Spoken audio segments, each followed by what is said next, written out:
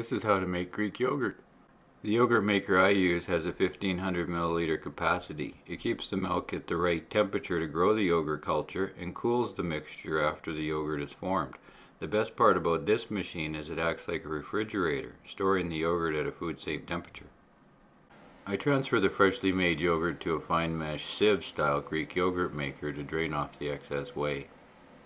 The watery like whey slowly drips through the sieve. The longer I let the yogurt strain, the thicker the yogurt will become. I try to make a very thick Greek yogurt because I like to use it like a more nutritious pastry or custard base, so I will leave it to strain in the refrigerator for about 8 hours. Making yogurt is very easy. The yogurt culture does all the work, but it needs to be made in a microbial, perfect environment to grow safely.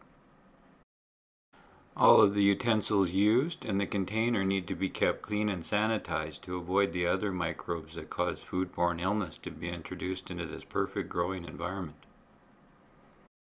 When the one batch is finished, I use the freshly made Greek yogurt to inoculate the next batch. So I filled the yogurt maker with 1 liter of whole milk and removed the Greek yogurt from the strainer. This is done by flipping the strainer upside down and allowing the thickened yogurt to fall onto the lid. A little shake is all that is needed, and the screen is easy to clean up and sanitize in the dishwasher. I added about a cup of the freshly strained Greek yogurt to the milk, mixed it in, and placed the container into the machine to incubate for about 8 hours.